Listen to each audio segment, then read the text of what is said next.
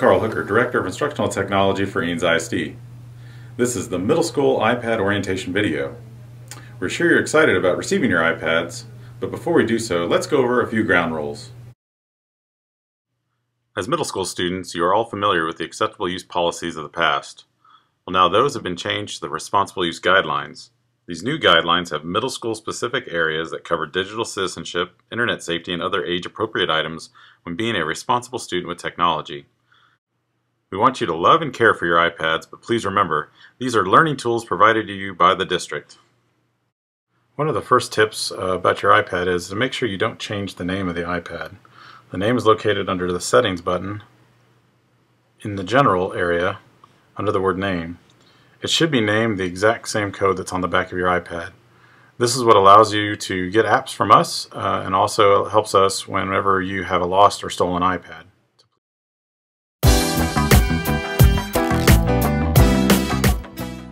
One thing to avoid with your iPad is prolonged exposure to heat. That can either be from leaving it inside a car on a hot summer day, or in this case, cooking it on a barbecue grill.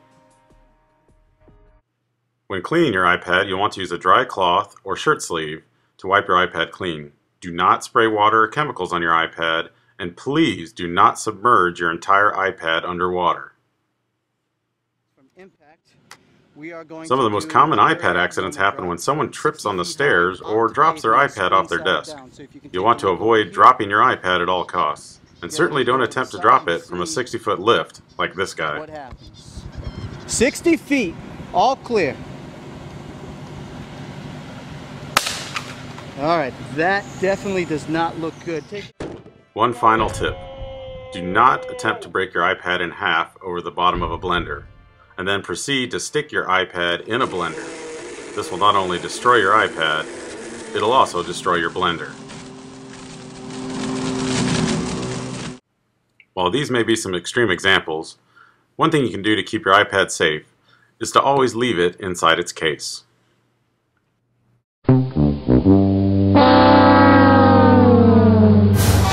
Should the unthinkable happen and your iPad breaks, you'll want to immediately take it to the library in the yet-to-be-named Genius Bar.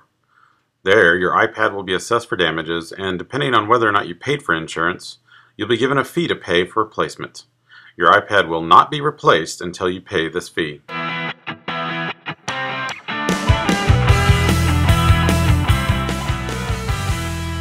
As you'll be setting up your email and access to your home folder and shared drives, you'll want to make sure that you protect your iPad with a passcode lock.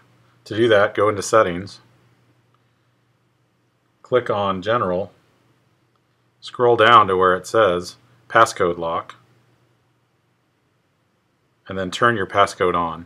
At that point, you'll be prompted to enter a 4-digit code, in this case 1234, and re-enter that code.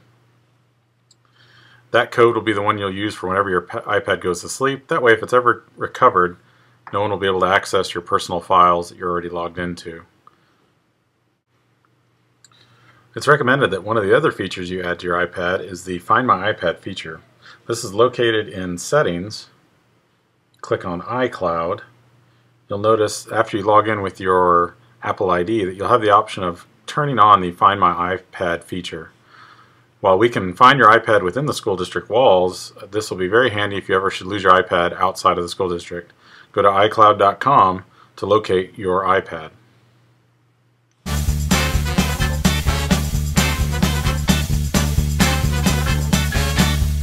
Before you can download any apps from self-service or the App Store, you'll need to make sure you log in your Apple ID. That's under Settings and under the Store icon. There you can sign in, and if you have an existing Apple ID, here's where you would fill that out. Now, if you don't have an existing Apple ID, I would suggest you go to appleid.apple.com to set up an ID without a credit card. Once you set up your Apple ID or iTunes ID, you can then click on the Self-Service button and notice all the apps that are available to you. Some of these are free apps, but most of these are usually where the district will put paid apps that you can download and redeem for free. I'm going to click on the iMovie app here, and I see I'm given an option to actually install it. It gives you a little overview of what the app is, and then you have an install button. And so you'd click on that to install the app and download it. At that point you'll be asked for your ID, and then the download will begin. You get a warning like this. It tells you will not be charged for it. You hit install, paste in your password, and you're good to go. Let's take a couple of moments to go over some of the apps you'll be getting that will help you keep yourself and your work organized. iFiles is an app that allows you to access your home or shared folders on your network. It's very important that you back up your work to your home folder should anything happen to your iPad. eBackpack is the district's new content management system. It is the ideal way to collect or send documents from your iPad to your teacher. You can log into eBackpack using your Novell login and going to eanes.ebackpack.com or downloading the free eBackpack app.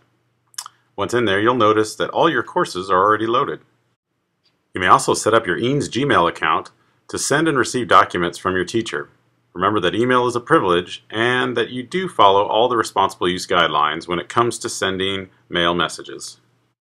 You can locate this video as well as training on how to set up your eBackpack, email, iFiles accounts, and other tutorials on the iPad LEAP Initiative link on the left-hand side of the middle school web pages.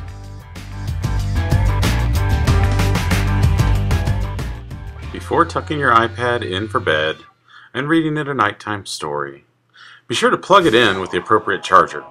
It's important that you show up to school each and every day with your iPad fully charged. This concludes the middle school iPad orientation video.